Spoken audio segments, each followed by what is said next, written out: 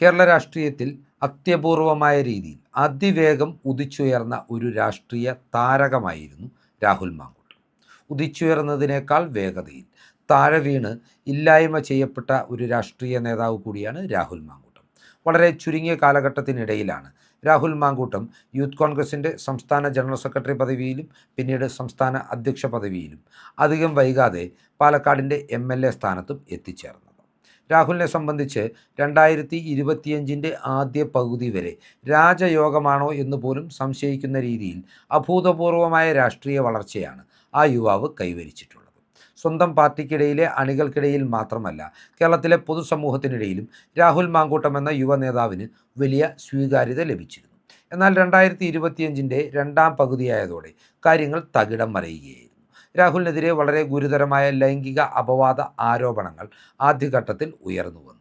പിന്നീട് ഇതുമായി ബന്ധപ്പെട്ടിട്ടുള്ള നിരവധി തെളിവുകൾ വാട്സപ്പ് ചാറ്റിൻ്റെ സ്ക്രീൻഷോട്ടുകളായും ഫോൺ സംഭാഷണത്തിൻ്റെ ശബ്ദരേഖകളായും കേരളത്തിലെ മുഖ്യധാരാ മാധ്യമങ്ങൾ ആഘോഷിച്ചതോടെ രാഹുൽ മാങ്കൂട്ടത്തിനെ കോൺഗ്രസ് പാർട്ടിയിൽ നിന്നും യൂത്ത് കോൺഗ്രസ് സംസ്ഥാന അധ്യക്ഷ പദവിയിൽ നിന്നും കോൺഗ്രസിൻ്റെ പാർലമെൻ്ററി പാർട്ടിയിൽ നിന്നും മാറ്റി നിർത്തുവാനുള്ള ഒരു നീക്കം കോൺഗ്രസ് പാർട്ടിയിൽ നിന്ന് തന്നെ ഉണ്ടായി. രാഹുലിനെതിരെ ഏറ്റവും കടുത്ത നിലപാടുകളുമായി പ്രതിപക്ഷ നേതാവ് VD സതീശനും മുൻ പ്രതിപക്ഷ നേതാവും കോൺഗ്രസിൻ്റെ മുതിർന്ന നേതാവുമായ രമേശ് ചെന്നിത്തല അടക്കമുള്ള നേതാക്കളും രംഗത്തെത്തിയതോടെ രാഹുൽ പാർട്ടിയിൽ ഒറ്റപ്പെടുന്ന ഒരു സാഹചര്യമാണ് ഉണ്ടായത്. എന്നാൽ ഈ ഘട്ടത്തിൽ പോലും രാഹുലിന് പാർട്ടി അണികൾക്കിടയിലും പൊതുജനങ്ങൾക്കിടയിലും അഭൂതപൂർവമായ സ്വീകാര്യത ലഭിച്ചിരുന്നു.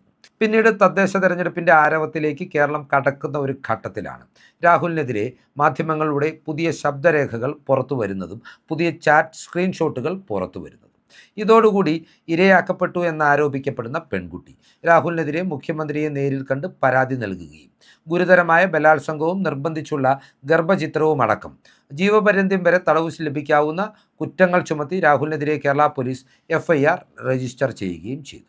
ഈ കേസിൽ രാഹുൽ മാങ്കൂട്ടം മുൻകൂർ ജാമ്യവുമായി തിരുവനന്തപുരം സെഷൻസ് കോടതിയെ സമീപിക്കുകയും വിശദമായ വാദത്തിനൊടുവിൽ കോടതി ജാമ്യത്തിൻ്റെ അപേക്ഷയിന്മേൽ വിധി പറയാനിരിക്കുന്നതിൻ്റെ തൊട്ട് തലേ ദിവസം KPCC പ്രസിഡന്റിന് വളരെ നാടകീയമായി രാഹുലിനെതിരെ പുതിയൊരു പരാതി കൂടി ബംഗളൂരുവിൽ നിന്നുള്ള ഒരു മലയാളി യുവതി നൽകുകയും ചെയ്തു. KPCC അധ്യക്ഷൻ ഈ പരാതി DGPക്ക് കൈമാറിയതിൻ്റെ അടിസ്ഥാനത്തിൽ ഇരയായ പെൺകുട്ടിയുടെ മൊഴി രേഖപ്പെടുത്തുന്നതിന് മുമ്പേ തന്നെ വളരെ ഗുരുതരമായ വകുപ്പുകൾ ചുമത്തി രാഹുലിനെതിരെ രണ്ടാമതൊരു കേസ് കൂടി രജിസ്റ്റർ ചെയ്തു. ഇതോടുകൂടി തിരുവനന്തപുരം സെഷൻസ് കോടതി രാഹുൽ മാങ്കൂട്ടത്തിൻ്റെ മുൻകൂർ ജാമ്യാപേക്ഷ തള്ളുകയായിരുന്നു. ഈ ഘട്ടത്തിൽ തന്നെ രാഹുൽ മാങ്കൂട്ടം ഒളിവിൽ പോയിരുന്നെങ്കിലും ഒളിവിലിരുന്നു കൊണ്ട് തന്നെ മുൻകൂർ ജാമ്യാപേക്ഷയുമായി രാഹുൽ മാങ്കൂട്ടം ആദ്യ കേസിൽ കേരള ഹൈക്കോടതിയെ സമീപിക്കുകയും കേരള ഹൈക്കോടതിയിൽ നിന്ന് ഈ വിഷയത്തിൽ ഒരു തീരുമാനം ഉണ്ടാകുന്നതുവരെ അല്ലെങ്കിൽ ഈ അപ്പീലിന്മേൽ ഒരു തീരുമാനം ഉണ്ടാകുന്നതുവരെ രാഹുലിൻ്റെ അറസ്റ്റ് തടഞ്ഞുകൊണ്ടുള്ള ഇടക്കാല ഉത്തരവ് പുറപ്പെടുവിക്കുകയും ചെയ്തിട്ടുണ്ട്.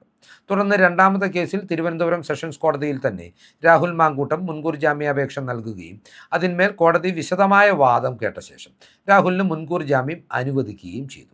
ഈ രണ്ട് ഘട്ടത്തിലും കേസിൻ്റെ മെറിറ്റിലേക്ക് കൂടി കടന്നുകൊണ്ടാണ് രാഹുൽ മാങ്കൂട്ടത്തിന് കോടതികൾ അനുകൂലമായിട്ടുള്ള വിധികൾ അല്ലെങ്കിൽ ആശ്വാസകരമായ വിധികൾ നൽകിയിട്ടുള്ളതെന്ന് രാഹുലിനെ അനുകൂലിക്കുന്നവർ പ്രചരിപ്പിക്കുന്നുണ്ട്.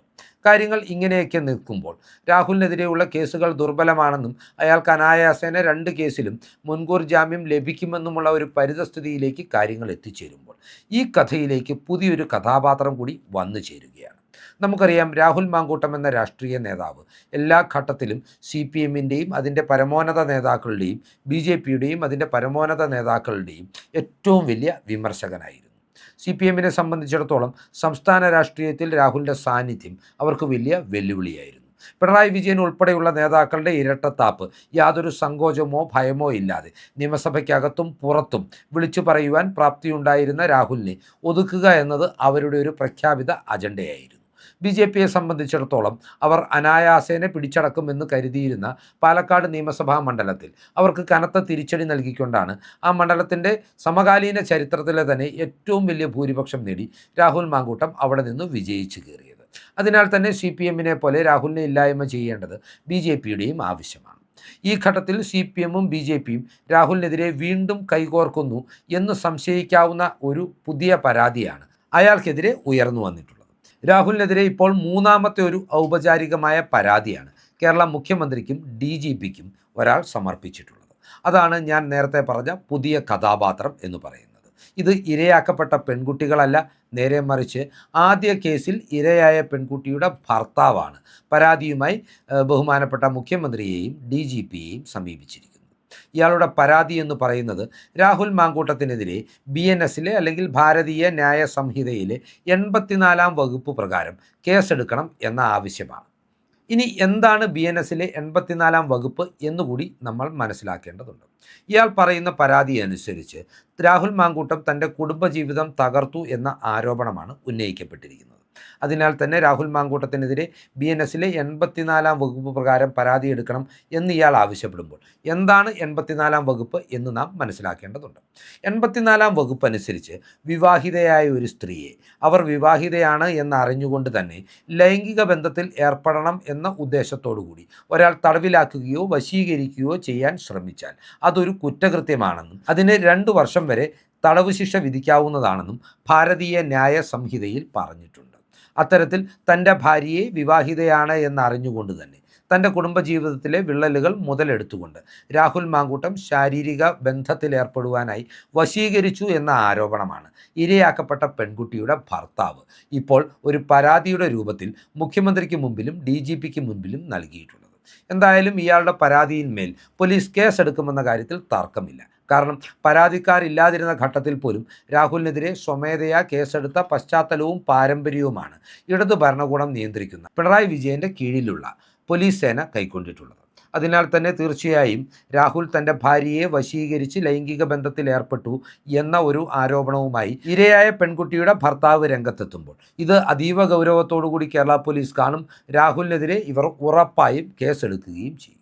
ഇനി പരാതിക്കാരിയായ പെൺകുട്ടിയുടെ ഭർത്താവ് പരാതി കൊടുക്കുമ്പോൾ അതെങ്ങനെ ഒരു CPM BJP സംയുക്ത നീക്കമാകും എന്ന സംശയം സ്വാഭാവികമായും നമുക്കുണ്ടാവേണ്ടതാണ്. നമുക്കറിയാം, ആദ്യ കേസിൽ പരാതി ഉയർന്ന ഘട്ടത്തിൽ തന്നെ കേരളത്തിലെ പ്രമുഖ മാധ്യമങ്ങളടക്കം റിപ്പോർട്ട് ചെയ്തിട്ടുള്ള ഒരു വസ്തുതയുണ്ട്.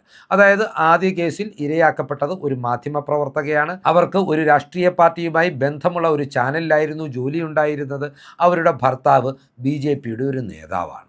അത്തരത്തിൽ രാഹുലിനെതിരെയുള്ള കേസ് രാഷ്ട്രീയ ഗൂഢാലോചനയുടെ ഫലമാണ് എന്നൊരു ആരോപണം രാഹുൽ മാങ്കൂട്ടത്തിൻ്റെ ജാമ്യാപേക്ഷ പരിഗണിക്കുന്ന വേളയിൽ അദ്ദേഹത്തിൻ്റെ അഭിഭാഷകർ കോടതിയിൽ തന്നെ ഉന്നയിച്ചിട്ടുള്ളതാണ്. അങ്ങനെ നോക്കുമ്പോഴാണ് ഇവിടെയും ഒരു രാഷ്ട്രീയ ഗൂഢാലോചനയുടെ തലം നമുക്ക് തിരിച്ചറിയാൻ സാധിക്കുന്നത്.